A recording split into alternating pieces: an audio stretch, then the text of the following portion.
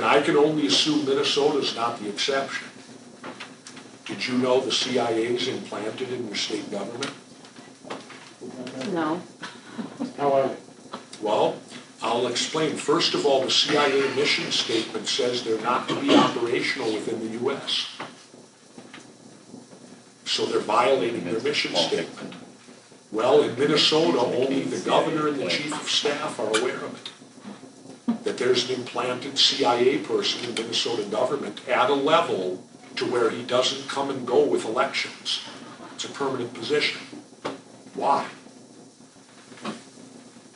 Why do they violate their own mission statement? And I can only assume Arizona. I don't know if you have one, but I don't believe Minnesota is the exception. Did you know who it was in Minnesota? Yes. And what was the position in The Minnesota? position was at a deputy level in one of the, I won't go far enough to say, I won't say names because I'm not going to get Valerie Was played. it an agency type position?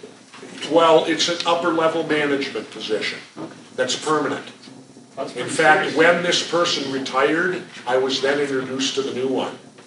They then recruited a new one and had that person implanted in Minnesota government. If you're also not aware, 1 month after I took office, I was requested to the basement of the Capitol where I was interrogated by 23 members of the Central Intelligence Agency, and I was the governor. I went, because being the former military, you kind of feel obligated. You don't know what it's really about. I walked into the room, and they put me in a chair at the end, and they were in a big half circle around me, and they interrogated me, questioned me. And having met me, you'll realize how I handled it. I walked in and I sat down. I said, well, first of all, I said, before you ask me any questions, I have a few for you. I said, what are you here for? I said, your mission statement says you're not to be operational in the United States of America. Why are you here questioning me? And why are you violating your mission statement? Well, I couldn't get an answer. Him, hawed, that's the way they are. I second said, I want to go around the room. I want you to tell me your name and what you do. And I'm the governor. Half of them wouldn't. Half would. I don't know if they're telling the truth when they said to me. What did they question you about? What was the Well, purpose? okay, when it was over, I went home very puzzled that day. And when I got home, I thought, who can I call that could clear this up for me? And one name came to me, and his name is Richard Marcinko. Does anyone know who Richard Marcinko is? Dick Marcinko writes the Road Warrior books. He's a 32-year member of the Navy SEALs. He created SEAL Team 6, the anti-terrorist unit. He created Red Cell. And Dick worked very closely and many times with the CIA, whom we in the SEALs lovingly call Christians in Action.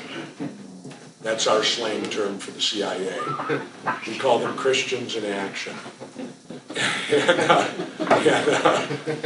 Hey, we're SEALs, come on. We're not your normal run-of-the-mill. Don't know that. Yeah, we don't know any better. And so I called Dick, and I said, Dick, I just had a meeting, 23 members of the CIA in the bowels of the Capitol. I said, and I can't figure out why they wanted to talk to me. And I said, you're the guy who I probably would have calling because you would have the most intel to me. And Marcinko started laughing on the other end. And I said, well, he said, well, I've been out of it now a few years. He said, I can't directly tell you why, but he said, I have a pretty good idea why.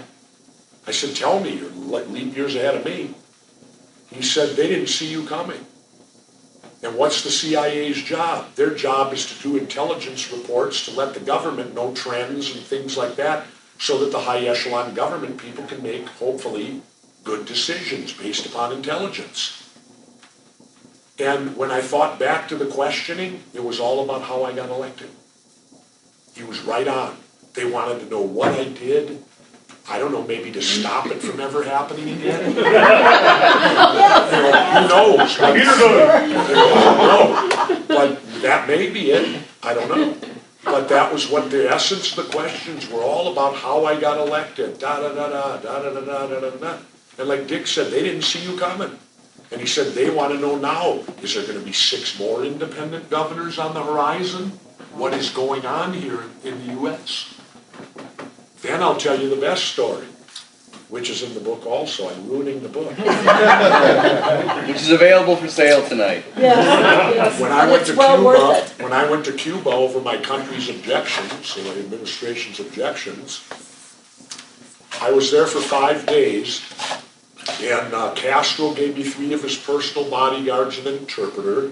I had my 2 regular bodyguards, and ironically, Castro allowed my guys to carry their guns the entire time they were in Cuba, except when I met with him. Then they had to turn their, which I don't blame, they had to turn their guns over to the Cubans, and then as soon as Castro was gone, the guns were immediately returned. But I could understand that, because after all, we have attempted to assassinate him on a few occasions. Wouldn't that be called terrorism? If your intelligence community goes out and attempts to assassinate another political leader, I would classify that terrorism. Not the United States. Well, I understand that. That's part of the old hypocrisy and double standard and all that. But the Bush administration did not want me going. And when I returned, I actually thought about contacting President Bush and seeing if he would okay my passport again. By the way, they suspended my wife's passport. They would not allow her to accompany me. Now, aren't we home of the brave, land of the free? My wife was not allowed to go to Cuba with me.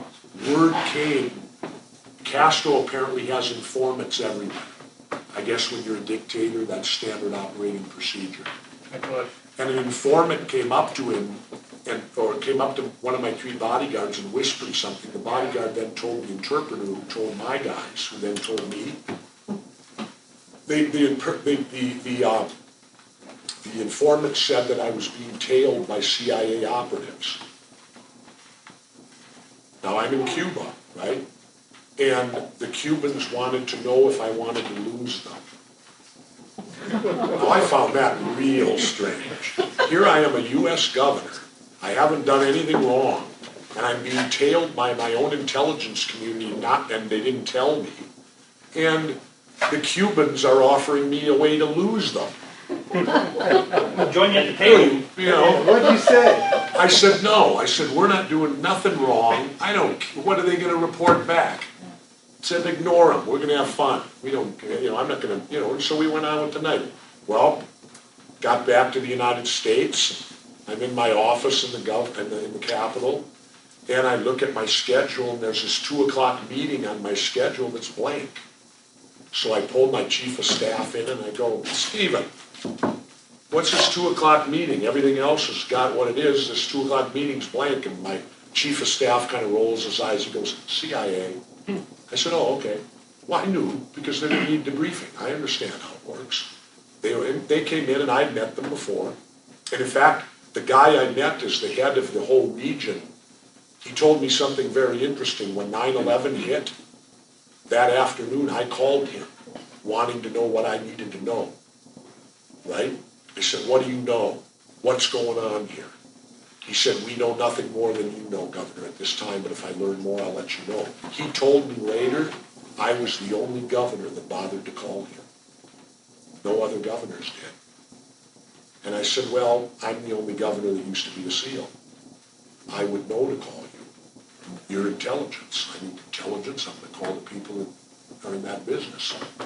Well, anyway, these guys, 2 guys sat down, and they went through the typical questions, which I expected. What did Castro's health like? Did he seem to have all his mental capacities? All the typical questions, and I answered them all honestly. And they were finished then, and they're very formal. They're very, the way they should be, with respectful and everything like that. And when they were finally done, they said, Governor, thank you very much. We're all done. And I said, you all done? You all finished? You don't want to ask me nothing more?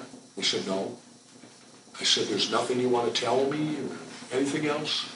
Go, no, sir. I said, okay. I said, well, now I got something to tell you.